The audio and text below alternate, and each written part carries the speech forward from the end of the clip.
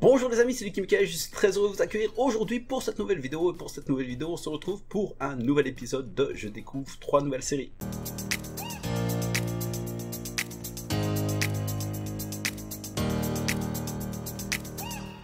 Voilà, on est parti directement pour cette sélection de 3 volumes. Donc le premier tome, ici on est chez Kana avec Darwin's Incident. Donc ici l'histoire commence en fait par une société protectrice des animaux qui va entre guillemets attaquer un laboratoire pour libérer des animaux et notamment une femelle chimpanzé qui est enceinte. Et donc ensuite on va faire un bond de plus ou moins une dizaine, 10-15 ans et on va suivre en fait l'histoire de Charlie qui est tout simplement en fait le fils de cette chimpanzé qui a été sauvée. Et en fait la particularité c'est ce qu'on appelle un humanzé, donc c'est à la fois un humain et un chimpanzé tout simplement. Donc on va suivre son quotidien lorsqu'il va rentrer au lycée. Comme vous en doutez, ça va pas très bien se passer avec les autres personnes de sa classe, etc. D'autant plus que la société protectrice des animaux du début de l'histoire va refaire surface dans le futur, etc. Et donc on va suivre un peu toute cette évolution. Il y a pas mal de thèmes par rapport à la protection des animaux évidemment, par rapport aux véganes, par rapport à l'exploitation animalière, etc. Mais c'est assez rythmé, on pourrait même dire que c'est un peu un thriller d'une certaine manière. Ce personnage Charlie aussi est attachant et à la fois il fait parfois un peu peur, on ne sait pas trop véritablement sa personnalité, etc. Ses repères, ses droits, etc.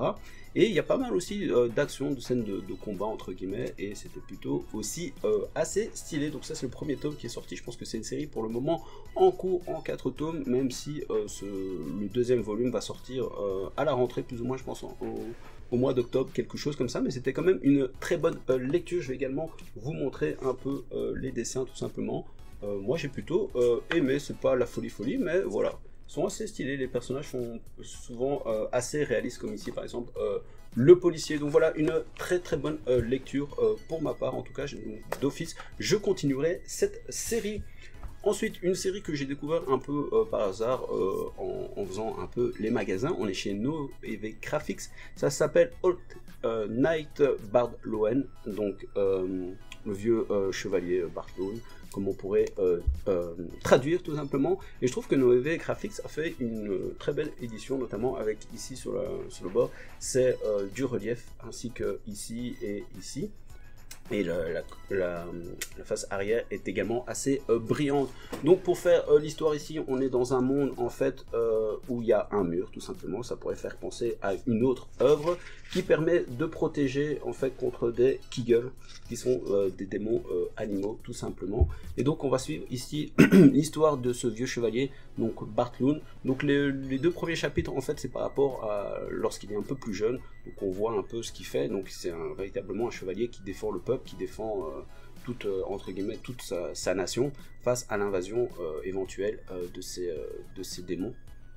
Tout simplement, donc on va suivre quelques chapitres, quelques aventures par rapport à ça. Et ensuite on va faire un bond à ce qui va nous intéresser, parce qu'en fait, en gros, on comprend qu'il a envie de prendre sa retraite, qu'il en a un peu marre de la politique, un peu marre voilà, de devoir combattre, etc. Il a formé assez de personnes, il trouve que tout le monde est entre guillemets en sécurité, il y a assez de bons chevaliers, donc il décide un peu de faire un voyage, un dernier voyage, et de trouver un lieu paisible où il va pouvoir finir sa vie. Et comme vous en doutez, tout va pas se passer comme prévu, donc c'était assez haletant. Les dessins, ils font un peu penser à Goblin Slayer, que je suis aussi un peu en train de lire en parallèle, et évidemment c'était assez bien comme tome. Ça va, quand le premier tome est terminé lors de la lecture, j'avais véritablement envie de lire la suite directement, mais malheureusement c'est pas prévu pour maintenant. Je pense que là aussi c'est plus ou moins à la rentrée vers septembre, octobre, quelque chose comme ça. En tout cas une très bonne surprise que voilà, je connaissais pas du tout, et en plus je pense que si ma mémoire est bonne, que les tomes sont emballés, donc il n'y avait pas moyen de voir un peu à quoi ressemblaient les dessins, donc j'ai véritablement pris un risque, mais ça en valait la peine. Donc je vous le conseille si jamais ça vous intéresse ce genre de lecture. Et en dernier choix, j'ai pris Dead Flag tout simplement. Un espèce de survival game. On est chez Soleil Manga que j'aime beaucoup, notamment pour cette réédition là. Simplement les Battle Royale qui sont derrière moi. Donc ici on est dans un survival game, l'histoire commence dans un lycée totalement ordinaire et il va y avoir un bateau pirate qui va flotter dans les airs tout simplement et le capitaine totalement atypique, je vais vous le montrer ici, comme vous voyez, capitaine Goldwish, donc va lancer un défi, enfin va obliger, ça n'a pas lancé un défi, il va obliger un peu tous les lycéens à participer à des actes de piraterie, en d'autres termes. Il faut savoir que les étudiants, leur premier réflexe c'est de prendre en photo ce bateau pirate, sauf qu'il n'apparaît pas sur les écrans, et il faut savoir aussi que les adultes, ou du moins les professeurs, ne voient pas non plus ce bateau pirate, donc les professeurs sont en train de se dire, ouais, qu'est-ce qui se passe là, les étudiants ils sont en train de regarder dans le vide, etc. Et donc là, le projet c'est véritablement une espèce de, entre guillemets, on va pas dire véritablement un battle royale, mais plus ou moins. Donc il dit qu'ils ont 10 jours en fait pour faire tous les actes de piraterie possibles. Grâce à ces actes de piraterie, peu importe ce qu'ils font faire, ils vont gagner des points, et à la fin on va prendre que les 13 premiers, tous les autres vont mourir tout simplement. Donc voilà, le ton est donné. Il faut savoir qu'à partir du moment où le compte à rebours commence, il faut savoir aussi que les étudiants, tous les étudiants vont entre guillemets disparaître, c'est-à-dire que les professeurs, eux, ne vont plus les voir, tout simplement, tous les adultes ne vont plus les voir, donc ça fait véritablement un gros choc.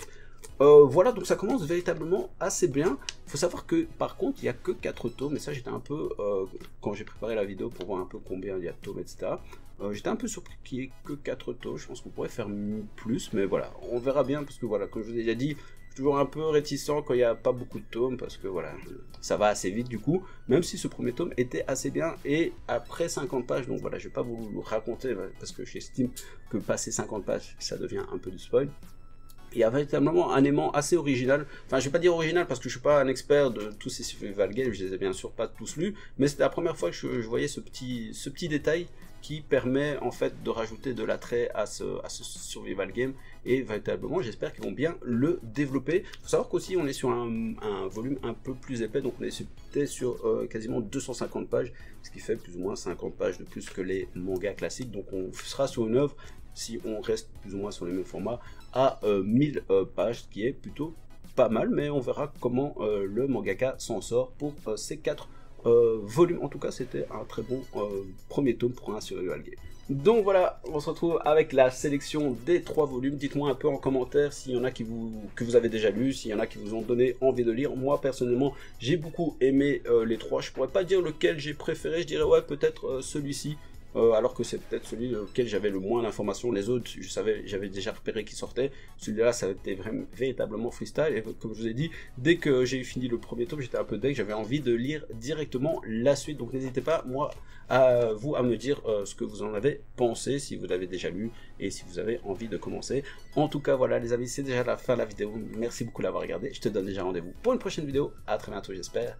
Peace.